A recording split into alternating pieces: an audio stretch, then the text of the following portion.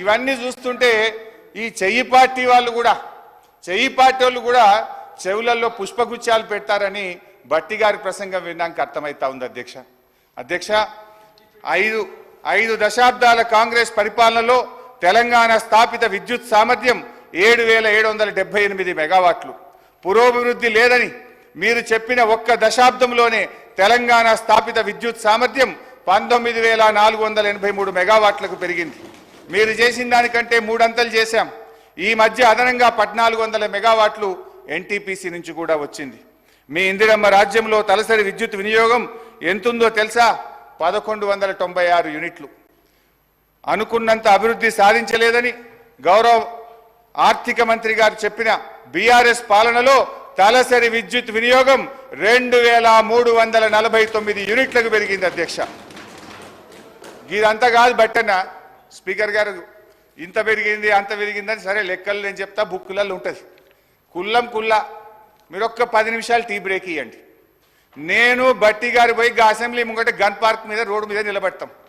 Road మీద పోయే 10 మందిని బీఆర్ఎస్ పాలనలో కరెంటు మంచిగుందా, కాంగ్రెస్ వచ్చిన 8 నెలల కరెంటు మంచిగుందా అని అడుగుదాం. కుల్లా జనం చెప్తారు కదా అధ్యక్ష. మాది బాగలేదు పురోభివృద్ధి సాధించలేదని మాటలు చెప్తే అయిపోతుంది అధ్యక్ష. చివరికి ఈ కరెంటు గురించి అధ్యక్ష గౌరవ మన సభానాయకులు ఇదే అసెంబ్లీలో అప్పుడు తెలుగుదేశం పార్టీ శాసనసభ్యుడిగా ఇటువైపు ఉండి ఆనాటి కాంగ్రెస్ ప్రభుత్వం మీద రేవంత్ రెడ్డి గారు అన్న మాటలు ఒక్కసారి నేను గుర్తు చేయదలుచుకున్నా.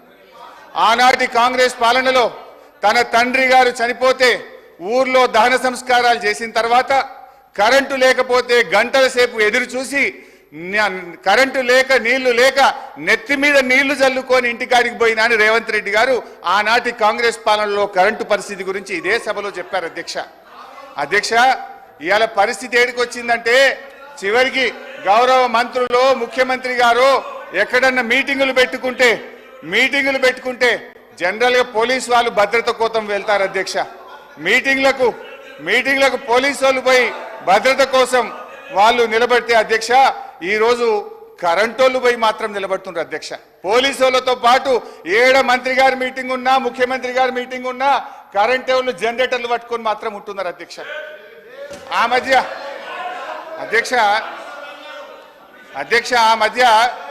మధ్య రేవంత్ రెడ్డి గారు అప్పుడు మా పార్టీలో ఉన్న కొత్తగా ప్రభుత్వం ఏర్పడ్డాక మా పార్టీలో ఉన్న కేశవరావు గారి ఇంటికి పోయింది. ముఖ్యమంత్రి గారు లోపల పోయిండు, బయట కరెంటు పోయింది. అది పత్రికల్లో ప్రముఖంగా వచ్చింది. సరే అధ్యక్ష, ఓపిక